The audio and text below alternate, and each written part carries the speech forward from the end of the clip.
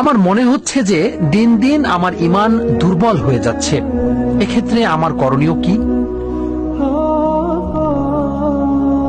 তো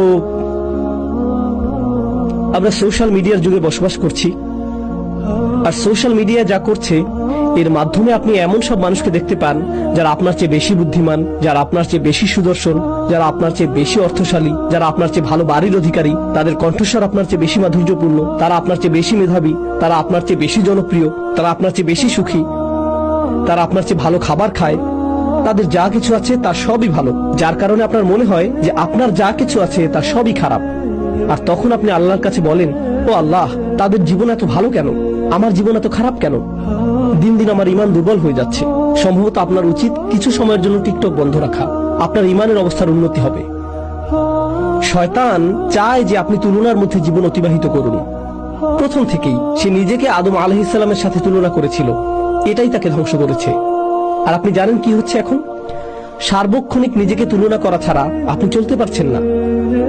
মেয়েরা নিজেকে অন্য মেয়ের সাথে তুলনা করছে এবং বলছে, অমুক আমার চেয়ে লম্বা, অমুক আমার চেয়ে চিকন, অমুকের ত্বক আমার চেয়ে ভালো, অমুককে মানুষ বেশি পছন্দ করে, অমুকের দাঁত বেশি সুন্দর, অমুকের জামা কাপড় বেশি সুন্দর, অমুকের বিয়ে হয়ে গেছে, ও মাই গড, অমুকের বাচ্চা হয়ে গেছে, আমার এখনো বিয়েই হয়নি, অমুক পড়ালেখা শেষ করে ফেলেছে, আমি এখনো ফার্স্ট ইয়ারই শুরু করিনি।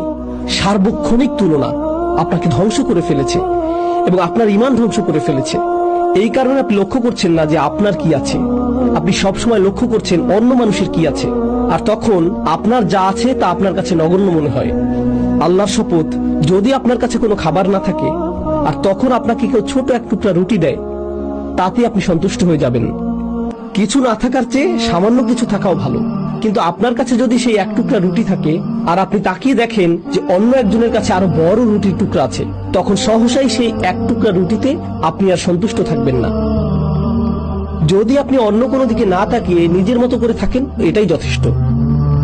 আল্লাহ বলেছেন, লা তাতামান্নাউ মা ফাদ্দালাল্লাহু বিহি বা'দাকুম আলা বা'দ।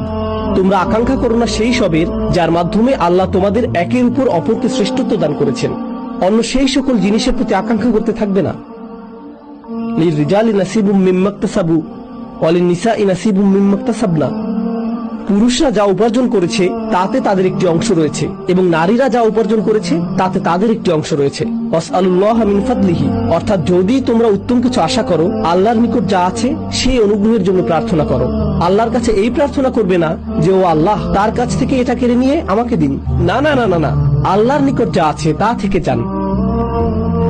তো আপনাদের হতাশা এবং ঈমানের দুর্বলতার বেশ বড় একটা অংশ আসছে অন্য মানুষের প্রতি এবং তারা কি করছে তার প্রতি আপনার মন সবসময় আচ্ছন্ন থাকার কারণে। তো আপনাদের হতাশা এবং ঈমানের দুর্বলতার বেশ বড় একটা অংশ তৈরির কারণ হলো আপনার মন সবসময় আচ্ছন্ন থাকে অন্য মানুষকে নিয়ে। তারা কি করছে, তারা কোথায় বসবাস করছে, তারা কেমন আছে, তাদের জীবনে কি ঘটে যাচ্ছে।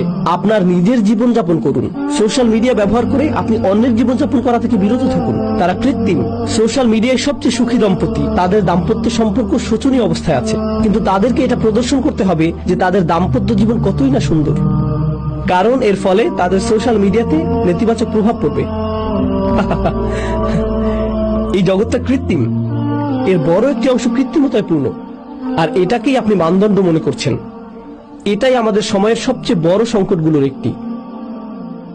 আপনি সবসময় অপর্যাপ্ততা এবং অপরিপূর্ণতার অনুভূতিতে ভুগছেন, অথবা আল্লাহ আপনাকে পর্যাপ্ত দেননি। এটা ঈমান দুর্বল করার বড় কারণগুলোর একটি। আল্লাহ আপনাদের সবাইকে এটা থেকে রক্ষা করুন।